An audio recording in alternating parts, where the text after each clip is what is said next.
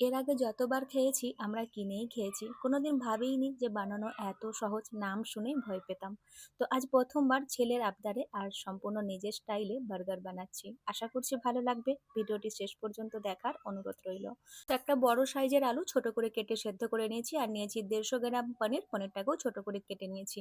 Add করে দিয়েছি half teaspoon করে গ্রেট করা আদা, রসুন আর একটা কাঁচা লঙ্কা কুচি।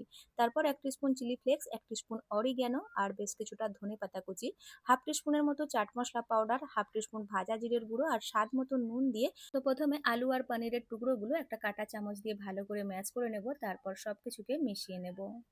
আর আলু আর পনিরের টুকরো যদি একটু বড় সাইজের হয়, গ্রেটার দিয়ে গ্রেট করেও নিতে পারো, তাহলে আরো সুবিধা হবে। তারপর একটা বড় বাটিতে কিছুটা জল নিয়েছি, আর ফ্রিজে পড়ে থাকা দুটো স্লাইস পাউরুটি নিয়েছি। ফ্রিজে পড়ে থেকে থেকে একটু শক্ত হয়ে গেছে। তো প্রথমে জলের মধ্যে ভিজিয়ে জলটাকে চেপে বাদ দিয়ে তারপর আলু পনিরের মিশ্রণে অ্যাড করে দিচ্ছি। চাইলে মিক্সিতে ঘুরিয়ে গুঁড়ো করেও নিতে পারো, আর যদি না থাকে এর পরিবর্তে কর্নফ্লাওয়ার ইউজ করতে পারো 2 টেবিল চামচ। আসলে আমি বার্গারের জন্য যে প্যাটিটা রেডি করছি ডিপ ফ্রাই করব না, তাই বাইন্ডিংয়ের জন্য পাউরুটি অ্যাড করেছি। যদি ডিপ ফ্রাই করতে চাও তাহলে এই সময় পাউরুটি বা কর্নফ্লাওয়ার কিছুই অ্যাড করার দরকার নেই। তো ভালো করে মিশিয়ে নিয়ে বেশ কিছুটা মিশ্রণ প্রথমে মুঠো করে গোল করে নেব, আর ওপর থেকে চেপে একটু চ্যাপটা করে দিয়ে সাইডগুলোকেও এক সমান করে নিয়েছি যাতে কোনো রকম ক্র্যাক না থাকে। তো এইভাবে আমি বাকিগুলোও রেডি করে নিয়েছি। আর এই আলুর মিশ্রণটা দিয়ে আমি 4 পিস আলু প্যাটি তৈরি করছি। একটু বড় সাইজে তৈরি করছি, আমার কাছে বার্গারের যে পাউটা রয়েছে কিং সাইজ রয়েছে, তাই একটু বড় সাইজ করেই তৈরি করলাম।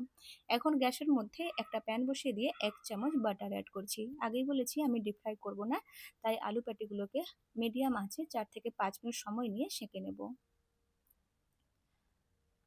আর যদি ডিপ ফ্রাই করতে চাও তাহলে কর্নফ্লোর আর ময়দার একটা ঘোল তৈরি করে ডিপ করে নিয়ে তারপর ব্রেড ক্রামে ভালো করে কোট করে নিয়ে ডিপ ফ্রাই করে নিতে পারো।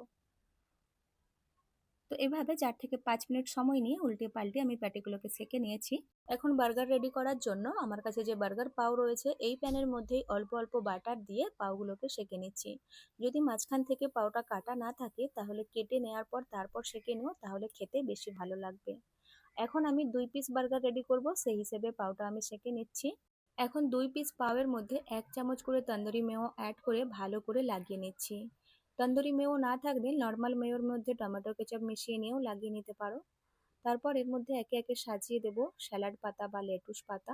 তারপর একে একে রিং করে কাটা টমেটো, পেঁয়াজ, শসা দিয়ে সাজিয়ে নিচ্ছি।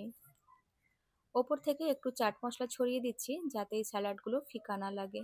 তারপর যে আলু পনিরের প্যাটিটা রেডি করেছিলাম এর মধ্যে রেখে দেব, আর বাকি 2 পিস পাওয়ের মধ্যেও ভালো করে মেয়োটা লাগিয়ে নিচ্ছি। আর যদি এর মধ্যে চিজ অ্যাড করতে চাও তাহলে প্যাটির ওপর স্লাইস চিজ অ্যাড করে নিয়ে তারপর অপর পাও দিয়ে কভার করে নিলেই রেডি হয়ে যাবে। যেহেতু আজকে আমি পনির অ্যাড করেছি সেই জন্য আর চিজ অ্যাড করিনি, যাতে বেশি হেভি না হয়ে যায়। তো এখন একদম রেডি সার্ভ করার জন্য। অবশ্যই বাড়িতে ট্রাই করো, আর কেমন লাগলো জানাতে ভুলবেন না। ভালো লাগলে অবশ্যই লাইক শেয়ার করে যেও।